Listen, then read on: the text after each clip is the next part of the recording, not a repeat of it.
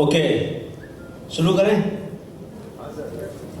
तो सबसे पहले तो मैं अखिल भारतवर्षीय मारवाड़ी अग्रवाल जाति कोष के सभी सदस्यों को बहुत बधाई देना चाहता हूँ कि वो पिछले 100 वर्षों से समाज के लिए इतना बड़ा काम कर रहे हैं, क्योंकि आध्यात्मिकता का, स्पिरिचुअलिटी का अल्टीमेट क्या है? सेवा। तो अगर आप अध्यात्म के रास्ते पे हैं और आप बोले कि आपको परम सत्य मिल गया है, तो परम सत्य मिलने के बाद क्या करेंगे आप? जो भी व्यक्ति आपके जीवन में मौजूद होंगे उनकी सेवा करेंगे। जिसकी भी सेवा का आपको मौका मिले उसकी सेवा करेंगे। वो एक स्वतः स्फूर्त आपके भीतर आएगा, क्योंकि सेवा से बड़ा कुछ है नहीं। तो आप सभी लोग समाज की सेवा कर रहे हैं। जो नई पौध पैदा हो रही है, जिसके कंधों पर देश का भविष्य टिका हुआ है, उसकी सेवा कर रहे हैं। तो आप लोग बहुत ही सम्मान दिए जाने के योग्य हैं, और आपने आज इस अवसर पर मुझे बुलाया, इसके लिए मैं आपको बहुत दिल से शुक्रिया करना चाहता हूँ। और मुझे एक नवभारत टाइम्स के संपादक होने के नाते मैं अपनी भावना आप लोगों के सामने रखना चाहता हूँ कि देखिए, क्या होता है कि अखबार के संपादक के रूप में कई बार स्थितियाँ ऐसी आती हैं कि आपको लगता है कि आपके साथ कौन है, आप कहीं ना कहीं से शक्ति का स्रोत ढूंढते हो। तो मुझे ये बताने में बड़ा फक्र है कि आप ही लोग हमारी शक्ति का स्रोत हैं। जब भी मुझे ख्याल आता है कि आप लोग मेरे चारों ओर हैं, तो मेरी शक्ति और बढ़ जाती है। और जितनी मेरी शक्ति बढ़ती है उतने मेरे स्टाफ की शक्ति बढ़ती है, जितनी मेरी स्टाफ की शक्ति बढ़ती है उतना अखबार की शक्ति बढ़ती है। तो इस तरह एक पॉजिटिव घेरा शुरू हो जाता है। तो शुरुआत करते हैं। आजकल क्या है कि जैसा आपने वीडियो में भी देखा होगा कि मैंने योग की ट्रेनिंग ली है, और जब से मैंने वो लॉकडाउन में योग की ट्रेनिंग ली है, तब से मैं मौके ढूंढता हूँ कि जैसा मैं महसूस करता हूँ वैसा ही सब लोगों को महसूस कराऊँ। क्योंकि मैं इतने जनरली आनंद में रहता हूँ, मुस्कुराता रहता हूँ। तो एक तो आपसे अपेक्षा है कि इतना गंभीर मुँह मत बनाइए, आपके चेहरे पर ये देखिए अभी कितना सुंदर लग रहा है। फोटो खींचने वाले को भी मजा आएगा, नहीं कि कितने मुस्कुराते चेहरे हैं, बाग में जैसे फूल खिले हुए। तो ऐसे लगातार अपने चेहरे को ऐसी ही मुस्कान, वैसे तो नहीं लग रहे ना तो ऐसी मुस्कान बना के रहें। मैं घड़ी के हिसाब से अभी 11:52 है, तो मुझे 30 मिनट का समय दिया गया है। तो ऑलरेडी 5 मिनट तो हो चुके हैं। तो 11:52 बोले तो 8 मिनट, 12 बज गया, 12:20 पे ख़त्म कर दूंगा। तो पहले ही से आपको हुआ वक्ता बता दे ये 12:20 को ख़त्म कर देगा, तो आधी टेंशन तो वैसे ही कम हो गई।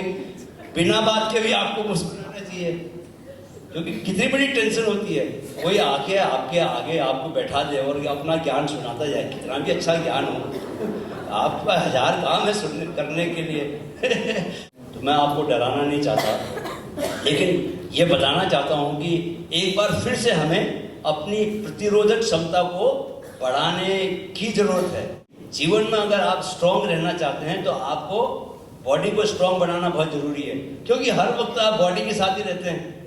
देखिए, अगर हाईवे पर आप, कई लोगों ने सफ़र किया होगा, हाईवे पर सफ़र किया, देखो कई भाई साहब को नींद आ रही है, बड़ा सा मुंह खोल, तो ये रात को नींद लेना, मैं इस पर भी बात करूँगा कि रात को अच्छी नींद लेना कितना ज़रूरी है। नहीं लेते अगर, तो ऐसे मुंह खोलते हैं। और मुंह जनरली कभी अगर ऐसा जमाई भी आती है ना ऐसे, तो उसको मुंह नहीं खोलना है, आप नाक से सांस लीजिए, क्योंकि मुंह खाने के लिए है, नाक सांस लेने के लिए है।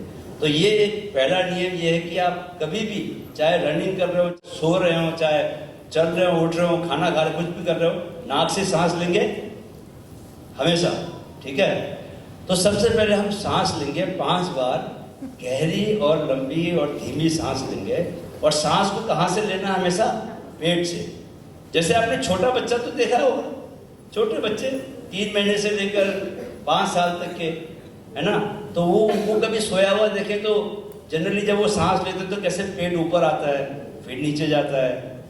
तो वो जो असली सांस है, वो बचपन कितना अच्छा होता है ना, कोई ईगो, हमेशा बच्चा खुश रहता है। जब भूख लगी खाया, खेला कूदा, मस्ती, कोई ईगो नहीं। जब गुस्सा आए तो गुस्सा भी निकालते हैं, यहाँ तो अब गुस्सा भी नहीं निकालते, आया भी तो पी जाते कि लोग क्या बोलेंगे या कोई क्या बोलेगा। तो बच्चों जैसा जीवन बनाना है तो बच्चों की तरह आपको सांस लेना आना चाहिए। नाक से सांस लेनी है, आंखें बंद कर लीजिए अपनी सभी, और 5 लंबी और गहरी सांस लीजिए। मैं आपको हेल्प करूंगा। Inhale, yes, exhale. आंखें बंद कीजिए, आंखें बंद कीजिए। जब तक दुनिया दिखेगी आपको प्रॉब्लम होगी, सांस पे ध्यान नहीं जाएगा। ये भी इंश्योर कीजिए कि आपका पेट हल्का सा फूल रहा है सांस लेते हुए। दूसरी बार, इनहेल, आंखें बंद, inhale, exhale, inhale, inhale, exhale. 2 more, inhale, exhale, inhale, exhale. बस, तो 5 बार आपने लंबी गहरी सांस ली। अब ये समझ लीजिए कि जीवन में जब भी मुश्किल आए आपको किसकी शरण जाना है? अपनी ही सांस की शरण जाना है। ये आपको लग रहा होगा कि ये ऐसे इन्होंने क्यों करवाया, ये ऐसे जनरली कोई करवाता नहीं होगा आपको। मैंने इसलिए कराया बिकॉज आज हमारी लाइफ में स्ट्रेस और एंजाइटी बहुत ज़्यादा है, राइट? और स्ट्रेस और एंजाइटी से डील करने के लिए लोग डॉक्टर्स के पास, ये देखो, तो अभी जिसको मैं देख रहा हूँ, जिसके मुंह खुल रहे हैं, उनको खुद से पता चल रहा है कि मेरी नज़र उनके पास उन पर जा रही है। और देखो, ये मेरा मुंह आप खुलता हुआ नहीं देखोगे क्योंकि मैं बहुत भरपूर नींद लेके आया हूँ। ये क्या है? सिम्टम है। शरीर आपको बताता है कि आपकी बॉडी में ऑक्सीजन की कमी है, तो शरीर आपसे जबरदस्ती करवाता है। तो अगर हम सारी चीज़ें शरीर के हिसाब, शरीर को जो जो चीज़ें जरूरी है उसको देने लग गए, तो शरीर आपको क्या देगा? सुख की अनुभूति, एक आनंद का भाव आपकी बॉडी में हमेशा रहेगा। और बॉडी और माइंड आपस में जुड़े हुए हैं, है ना? कैसे? अभी आप मेरे खड़े होने का तरीका देखो कि अगर मैं बॉडी से जस्ट ओपन है अगर मेरी, तो मैं एक आपको पॉजिटिविटी एक मेरे में दिखाई देगी, राइट? अगर मैं अपनी बॉडी को थोड़ा सा ऐसा कर दूं, ऐसे कर दूं, तो वो पॉजिटिविटी गायब हो जाएगी। आपने वो टाइटैनिक कितने लोगों ने देखी है? उसमें देखा है ना वो सीन, ऐसा वाला सीन देखा है ना उसमें? तो जब भी आप खुश होते हो तो आप फैल जाते, खुल जाते, आपकी चेस्ट खुल जाती है, आपकी सांस लेने की जो गति है वो अच्छी हो जाती है, गहरी सांस लेने लग जाते हो। और जब भी आप उसका उल्टा, जब भी आप उदास होते हो, डिप्रेशन में होते हो, आपकी बॉडी श्रिंक हो जाती है, आपकी सांसें बहुत उथली हो जाती है, चेस्ट से सांस लेते हो, नीचे सांस जाती नहीं है ना? तो आपकी बॉडी और माइंड आपस में जुड़े हुए हैं। जब कभी माइंड खुश होता है तो बॉडी अपने आप से खुल जाती है। जब आपके मन में अच्छे विचार आते हैं, जब आपके मन में डिप्रेशन के थॉट्स आते हैं, तो अपने आप बॉडी श्रिंक हो जाती है। तो अगर आपको सुखानुभूति है, सुख की अनुभूति है आपके शरीर में, तो ऑटोमेटिकली आपके मन में भी अच्छी अनुभूतियाँ रहेंगी। अच्छा, मेरे को देख के लगता है कि जैसे कई लोग फिटनेस को एज के साथ जोड़ते हैं, कि कई लोग मुझे बोलते हैं कि हमारी तो जी उम्र हो गई, हम तो रिटायरमेंट की एज आ गई है। एक समय था, मुझे अच्छे से याद है, जब मैं 8th 9th 10th में पढ़ा करता था, तो हमारे जो अंकल लोग होते थे उन दिनों सरकारी नौकरी से 58 ईयर्स में रिटायर होते थे। लिटरली मैं बता रहा हूँ कि रिटायरमेंट के बाद उनकी जो लाइफ स्टाइल थी वो ये थी कि वो बाहर सर्दियों में धूप में कुर्सी लगा के बैठ जाते थे, and they will just wait, मतलब कुछ नहीं करते थे, वैसे ही बैठे रहेंगे, कोई काम नहीं करते थे, क्योंकि mentally they used to think कि वो रिटायर्ड हो चुके हैं, अब उनको लाइफ में कुछ नहीं करना। लेकिन मुझे लगता है कि एज, अगर शरीर और एज को जोड़ा जाए, तो अभी कुछ दिनों पहले बनारस में एक शिवानंद जी 125 साल के, किसी ने उनको देखा? कितने लोगों ने उनको देखा है? हाथ खड़ा करो, ये देखिए। तो 2 ही लोगों ने उनको देखा है, उनके बारे में जाना भी नहीं है। तो आप गूगल करके आप उनके बारे में पढ़ोगे, उनके बारे में पढ़ोगे तो आपको मालूम चलेगा कि 125 साल में भी आदमी फिजिकली सुपर एक्टिव रह सकता है और मेंटली भी उतना ही एक्टिव। कितना? 125। और आप लोगों की क्या एज होगी? 30, 35, 40 या यहाँ कुछ 70 के लोग हैं, वो भी इतने एक्टिव हैं। तो फिजिकल फिटनेस को एज के साथ जोड़ना आप बंद कर दीजिए। अभी आज मैं बताऊंगा कि मेरे लिए जो फिटनेस के मायने हैं वो सिर्फ फिजिकल तक सीमित नहीं है, लेकिन मन की फिटनेस भी उतनी ही जरूरी है। अब शरीर को तो फिर भी फिट किया जा सकता है, आप योग आसन कर सकते हैं। मेरी तरह अगर दौड़ने के शौकीन हैं तो आप दौड़ने जा सकते हैं। आपका उससे कार्डियो एक्सरसाइज होता है, आपके हार्ट की बहुत एक्सरसाइज होती है। हार्ट ये नहीं देखता कि ये शरीर किसका है। नहीं, कोई आदमी देश का प्रधानमंत्री है तो उसके दिल को थोड़ी पता है कि प्रधानमंत्री है।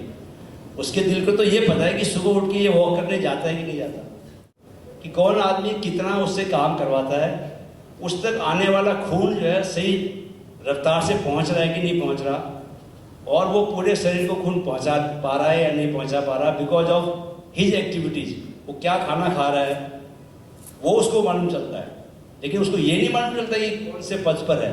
तो आजकल तो पोस्ट कोरोना बहुत यंग लोग भी हार्ट अटैक का शिकार हुए हैं।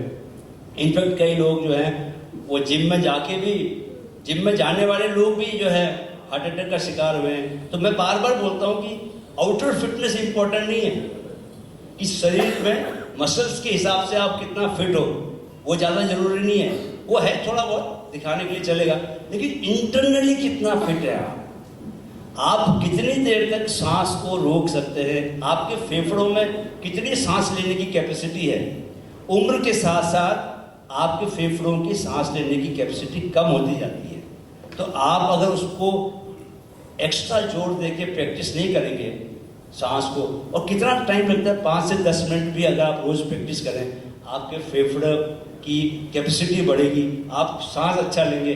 जितना सांस बॉडी में अच्छी रहेगी, जितना ऑक्सीजन का लेवल अच्छा रहेगा, उतना आपका माइंड शांत रहेगा।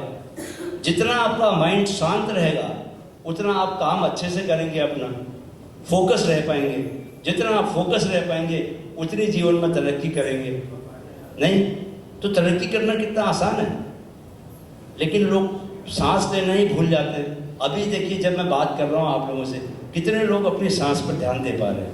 बहुत कम लोग ध्यान दे पा रहे हैं। तो दूसरी जो मन को शांत रखने का जो दूसरा तरीका है, जो कि मैं अपने जीवन में अपनाता हूँ, थोड़ा सा मुस्कुराएंगे, फिर से सीरियस हो गया मामला बहुत। तो ये बार बार याद दिलाने, जैसे सांस, गहरी सांस लेनी है, ये भी याद दिलाने की जरूरत पड़ती है। मुस्कुराना भूल जाता है इंसान, सांस लेना भूल जाता है। तो कैसे, कोई तरीके हैं जिससे कि हम उसको बार बार याद दिलाएं। सारी जो लड़ाई है वो यही है कि कैसे हम अपने को याद दिलाएं। कई दिनों तक सांस की तरफ ध्यान ही नहीं जाता। तो उसका तरीका क्या है कि आपको रोज सुबह उठने के बाद संकल्प लेने हैं कि आज दिन भर मैं ये सबसे 5 इंपॉर्टेंट काम ये मेरे हैं, ये करूंगा।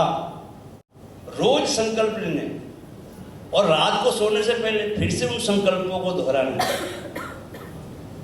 अगर जो आप लोगों ने ऐसा किया तो आप ये पाओगे कि बहुत जल्दी 6 महीने में जहां से मैं बोल रहा हूं और जो बातें मैं बोल रहा हूं, वो बातें वहां पर आप खड़े हो गए और वो बातें आपके मुंह से निकल रही होंगी, क्योंकि जीवन का एक्सपीरियंस आपका ऐसा हो जाएगा। तो सुबह उठने के बाद 5 मिनट 10 मिनट में मैं बताना चाहता हूँ कि मैं क्या क्या करता हूँ, जिसको करने की वजह से मैं आप लोगों के सामने इस तरह बात कर पा रहा हूँ। तो अगर वो काम सब करेंगे तो वैसा वैसा सबके जीवन में होगा। मनुष्य के साथ जो है सबसे बड़ी खूबी ये है कि हम, दूसरा आदमी ने, किसी ने कुछ काम किया तो उसको हम खुद भी कर सकते हैं। तो मैनेजमेंट में एक कॉन्सेप्ट है कि अगर आप रियली, मैं यंग स्टूडेंट्स को ये बातें अक्सर बोलता हूँ कि अगर आप सक्सेसफुल बनना चाहते हो किसी की तरह, तो आप ट्रायल एंड एरर का मेथड अपना सकते हो। You can try various things. किसी में अच्छा रिजल्ट मिलेगा, किसी में फेल हो जाओगे। तो बट अल्टीमेट गोल आपको ऐसा अचीव करने में टाइम लग सकता है कि might be time taking long process, क्योंकि आप तो गोल छोटा रखोगे नहीं ना, गोल तो बड़ा ही रखोगे। सपने तो इंसान बड़े ही देखता है, तो बड़े गोल में फिर थोड़ा टाइम ज़्यादा लगता है, और ट्रायल एंड एरर का मेथड रखोगे तो लंबा समय लग सकता है। तो बेस्ट तरीका क्या है इसका? इसका बेस्ट तरीका ये है कि आप जिसकी तरह बनना चाहते हो, ऐसे व्यक्ति को छांट लो। अगर आप बिजनेसमैन बनना चाहते हो तो हो सकता है आप अंबानी जी को छांट लो कि भाई मैं मुकेश अंबानी जी जैसा बनना चाहता हूँ। और आज देखिए सोशल मीडिया में सारी चीज़ें सब कुछ उपलब्ध है। खासकर जो लोग सुपर सक्सेसफुल हैं, वो लोग सुबह कितने बजे उठते हैं, क्या क्या करते हैं, क्या नहीं करते, सब बातें सब आज आप सोशल मीडिया के थ्रू जान जाओगे आप। तो आप ऐसे व्यक्ति को चुने, उसको मॉडल बनाए, उसको अपना मॉडल बनाए, और जो जो वो काम करता है वो काम खुद से करने लग जाए। तो उस काम को करने की वजह से जो जो सक्सेस उसको मिली है वो आपको भी मिलने लग जाएगी। मिलेगी कि नहीं मिलेगी? मेरे साथ तो बचपन से ये हुआ है कि मैं किसी को कोई काम करते हुए देखता हूँ तो मुझे ऐसा लगता है कि उसने अगर ये काम किया तो ये काम मैं भी कर सकता हूँ। और जनरली ऐसा ही हुआ है। ऐसे काम जो कि आज मुझे लगता है कि यार ये मेरे से हुआ कैसे, पीछे पलट के सोचता हूँ तो उसकी वजह ये थी कि मैंने ये यकीन किया कि मैं ये काम कर सकता हूँ। अभी राजीव जी को मैं बताना चाहता हूँ, राजीव जी कि नवभारत टाइम्स का संपादक कोई बिना जर्नलिज्म का कोर्स किए बन सकता है? तो मैंने जर्नलिज्म की कोई पढ़ाई नहीं की। मेरे बारे में आपने बताया तो आपने कहा कि बीएससी और मैनेजमेंट, तो लेकिन पत्रकार बनने के लिए पत्रकारिता तो करनी पड़ती ना। आज आपके स्कूल में भी पत्रकारिता का कोर्स होता होगा, बट मैंने तो नहीं किया। लेकिन मेरे मन में भरोसा था कि मैं पत्रकार बनूंगा। राज्यपाल महोदय जो है वो, उनका एक अखबार पिथौरागढ़ में निकलता है, उसका नाम है पर्वत पीयूष। जब मैं क्लास 9th में था तो उसमें कविताएं और मैं लिखता था। तो जब हमारे शहर सुंदरलाल बहुगुणा पहली बार आए थे और 5 बजे वो हमारे शहर में जो ऊपर गेस्ट हाउस थे गवर्नमेंट के, वहाँ वो रुके थे। मुझे आज भी बिल्कुल एकदम से क्लियर याद है एकदम कि कैसे मैं सुबह 5 बजे अपने घर से निकला था ठंड में, और बड़ी ठिठुरती ठंड थी उन दिनों वहाँ पर। और मैं नेकर और टी शर्ट पहन के निकला था और हाथ में मैंने डंडा पकड़ा था, क्योंकि रास्ते में वो आवारा कुत्ते पीछे पड़ जाते थे।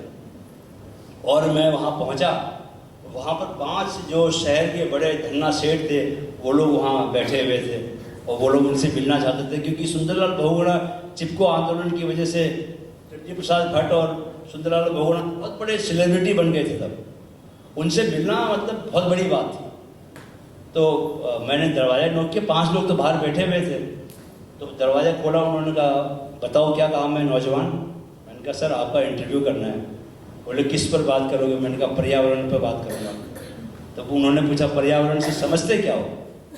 तो मैंने जो भी उस वक्त की बुद्धि थी, मेरी कक्षा 12 में पढ़ता था, तो मैंने अपनी बुद्धि से बताया उनको। उन्हें मेरा जवाब बहुत पसंद आया। उन्होंने मुझे भीतर बुलाया और वो 5 लोगों से कहा कि अब आपको लंबा इंतजार करना पड़ेगा, बिकॉज मैं इस बालक के कहने तक इससे बातचीत करूँगा।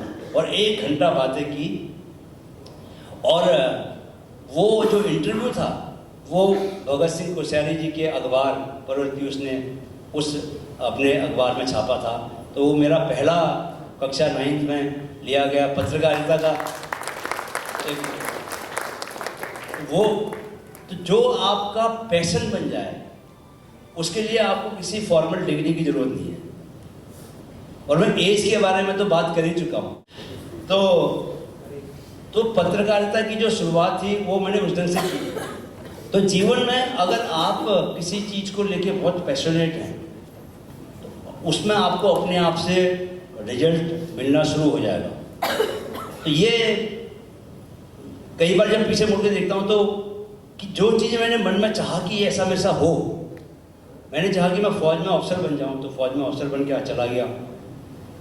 तो आज जब पीछे मुड़ के देखता हूँ तो एक चीज़ है जिसको बोलते हैं कि अवचेतन मन। अवचेतन मन का बड़ा हमारे जीवन में बहुत ज़्यादा उसका प्रभाव रहता है, लेकिन हमको दिखता नहीं। ये ऐसा ही है जैसे आपने वो आइसबर्ग देखा है। आइसबर्ग उसका 10% हिस्सा ऊपर रहता है, 90% हिस्सा छुपा हुआ रहता है नीचे। तो वो जो टाइटैनिक थी वो भी उसी से टकराई थी, तभी वो एक्सीडेंट हुआ था। तो हमारी लाइफ में जो 10% हिस्सा है, अगर मैंने ऐसा ऐसा किया तो समझ लो किसी को बोल रहा हूँ कि ध्यान इधर लेके आओ, ठीक है, वो अपने आप समझ जाएगा, क्योंकि आंखों से मालूम चल जाता है किसका ध्यान कहाँ है। तो अवचेतन मन, चेतन मन जो है वो 10% है, और अवचेतन मन जो है वो कितना है, 90%। और सारे काम जो हैं वो बड़े बड़े काम जो हैं आपके अवचेतन मन से होते हैं। जैसे कई बार महिलाओं ने तो इसको महसूस किया होगा कि दूसरे शहर जाना है, सुबह सुबह गाड़ी पकड़नी है, 4 बजे उठने का मन में सोचा, बच्चों को भी तैयार करना है, पति भी जो है नालायक किस्म का है, वो भी उठता नहीं है, उसको उठाने की जिम्मेदारी भी आपकी है। अभी क्या करें? तो आप मन में बड़ी जोर से सोचते हो कि हे भगवान 5 मिनट पहले नींद खुल जाए मेरी, ताकि इन मोह को सबको उठा के लेके जा सकूं। तो आप देखते हो कि सुबह अलार्म भी नहीं लगाया फिर भी आपकी नींद खुल गई, और 5 मिनट पहले खुल गई।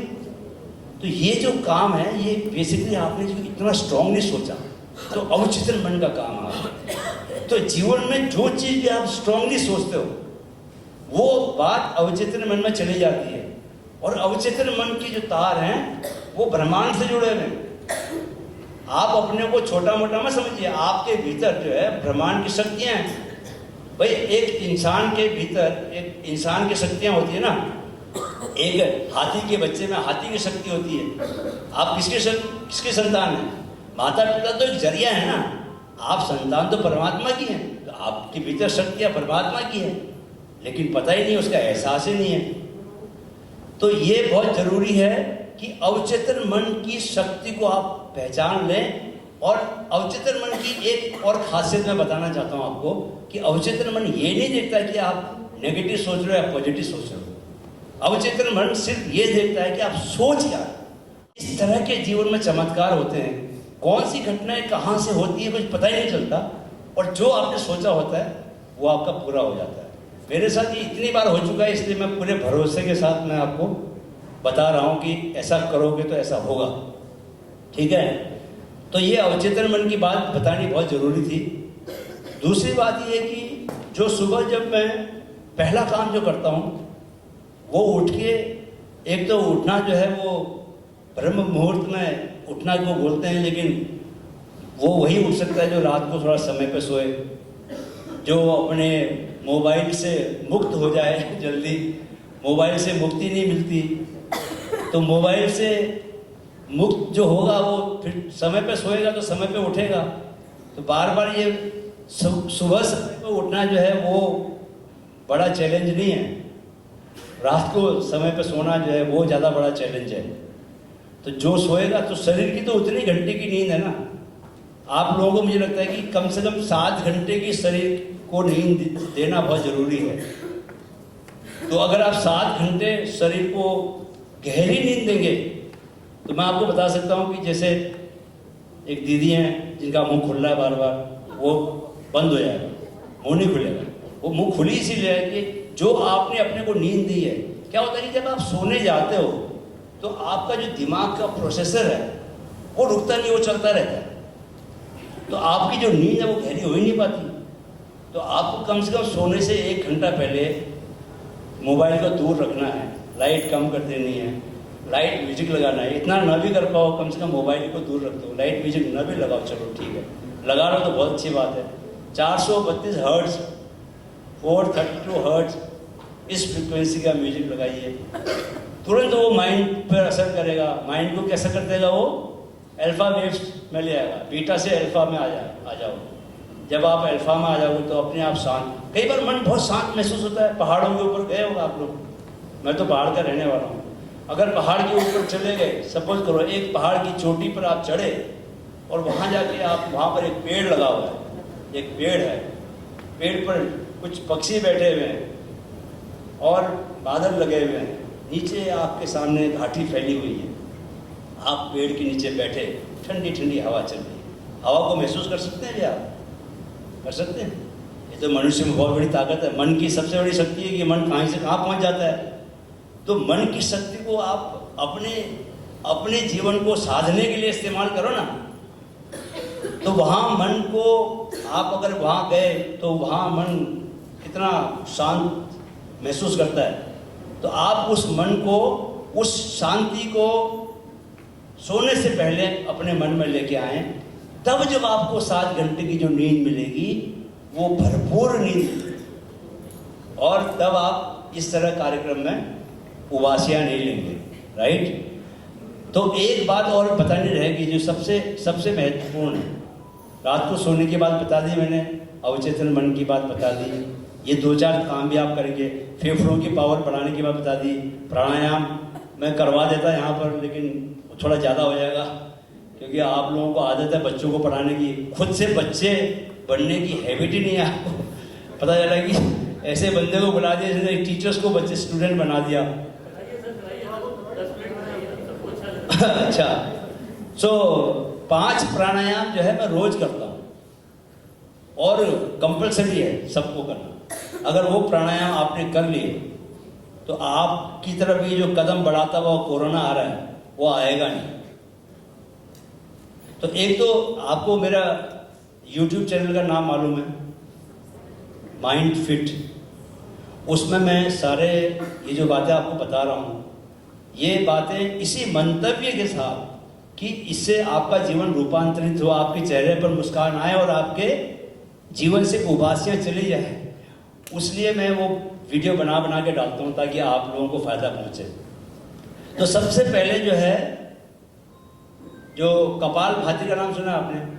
कपालभाति फोर्सफुल एक्सहेलेशन, ताकत से आपको, तो पेट जो है आपका ऑटोमेटिकली थोड़ा सा अंदर के जाएगा क्योंकि आप फोर्सफुली अंदर से ताकत पैदा कर रहे हैं।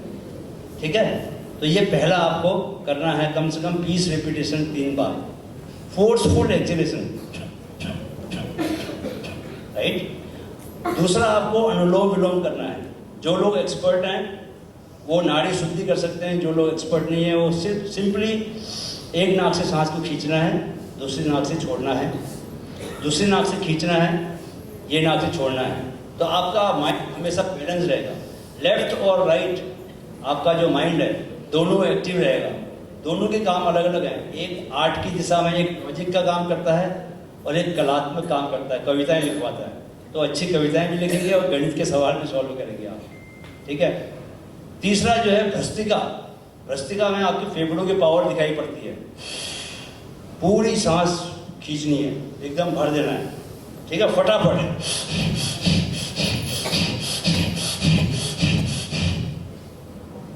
लगता है ना सांस खींचने में मजा, दूसरे को कितनी पावर लगती है।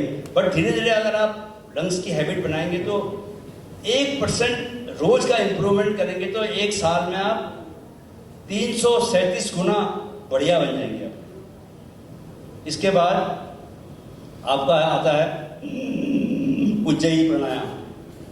थ्रोट से आपको सांस लेनी है,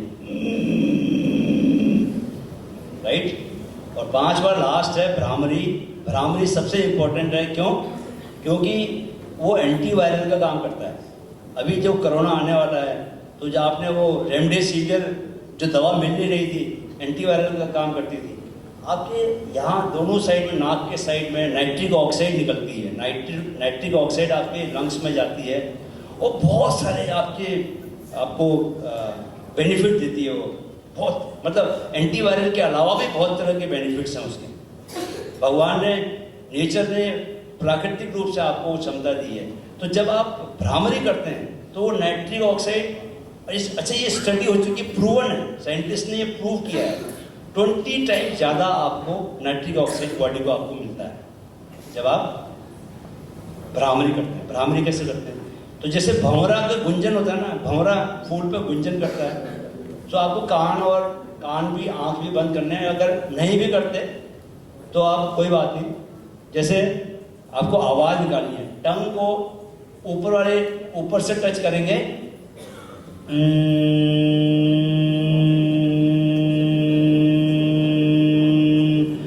तो क्या है कि आपका जो ब्रेन है ना, उस ब्रेन में सॉफ्ट वाइब्रेशंस को you can feel while you do it. तो वो जो वाइब्रेशंस हैं, आपने कभी हेड मसाज किया है? हेड मसाज में वो एक मशीन लगाता है, तो वो मशीन क्या करती है, सॉफ्टली आपके मसाज करती है और हिलाती है वाइब्रेशंस।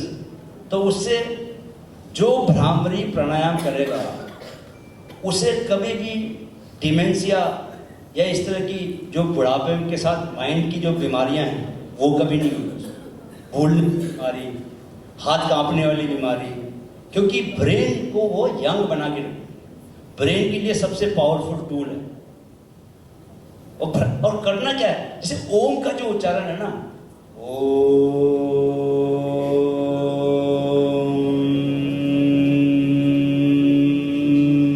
ये जो है ये भ्रामरी है। इसलिए अगर ओम का भी उच्चारण करने लग गया तो ऑटोमेटिक भ्रामरी हो जाता है। ओम का उच्चारण तो जरूर करना चाहिए, नहीं उसकी अलग शक्ति है, वो नाद है, उसी से सृष्टि का जन्म हुआ है। तो ये 5 प्राणायाम थे। जैसा कि मैंने आप लोगों से कहा था कि 12:21, 12:20 का मेरा प्रॉमिस था, 12:21 क्योंकि राजीव जी ने रिक्वेस्ट किया कि प्राणायाम के बारे में बता दो। तो एक बार पुनः मैं अखिल भारतवर्षीय मारवाड़ी अग्रवाल जाति कोष के सभी पदाधिकारियों का बहुत आभार मन से मानता हूं कि आज उन्होंने मुझे एक अवसर दिया आप लोगों से जुड़ने का। आप लोग मुझसे माइंड फिट के जरिए जुड़ सकते हैं। कोई मन में सवाल है, शंका है, आप मुझसे पूछ सकते हैं। और नवभारत टाइम्स अगर अभी तक आप नहीं पढ़ते थे तो पढ़ना शुरू कर दीजिए, क्योंकि उसमें हर वीक डॉक्टर हंसा योगेंद्र जो द योगा इंस्टीट्यूट की डायरेक्टर हैं वो वीक में 2 लेख लिखती हैं, 2। और वो ये सब बातें मैं उन्हीं से सीखा हूँ। और ये आप सीख जाएंगे और जब करने लगेंगे, जब इसका आपको लाभ मिलेगा तो एक तो आप दूसरों को देना चाहेंगे। ये मनुष्य की प्रवृत्ति है कि कोई अच्छी फिल्म देखी तो दूसरे को भी बोला भाई तू भी देख, बहुत अच्छी फिल्म है, जाओ कल जाओ तो आज ही जाओ। तो जब ये आप सीख जाएंगे तो आप भी दूसरों को बताएंगे, अपने परिवार वालों को आपको बहुत फायदा होगा। परिवार के सारे सदस्य जो हैं वो एक हेल्दी लाइफ की ओर बढ़ेंगे, और जितना वो हेल्दी रहेंगे उतना वो खुश रहेंगे और आपका भी टाइम जाया नहीं होगा, वेस्ट नहीं होगा। तो मैं आप सभी लोगों का भी बहुत धन्यवाद करना चाहता हूँ कि आपने इतने ध्यान से बिना उबासी वाली कार्यक्रम को, मेरे भाषण को सुना।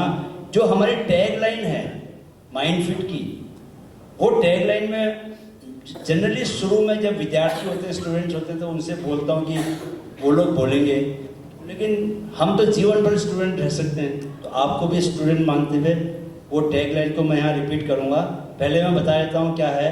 वो टैगलाइन है, मन में है तो मुमकिन है। राइट, मन में है तो मुमकिन है। धन्यवाद।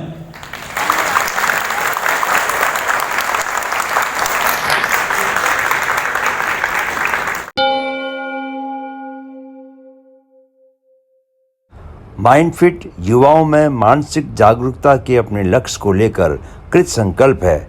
इस मुहिम में हमारे मददगार बने। वीडियो अगर पसंद आया है तो इसे अपने दोस्तों के साथ जरूर शेयर करें।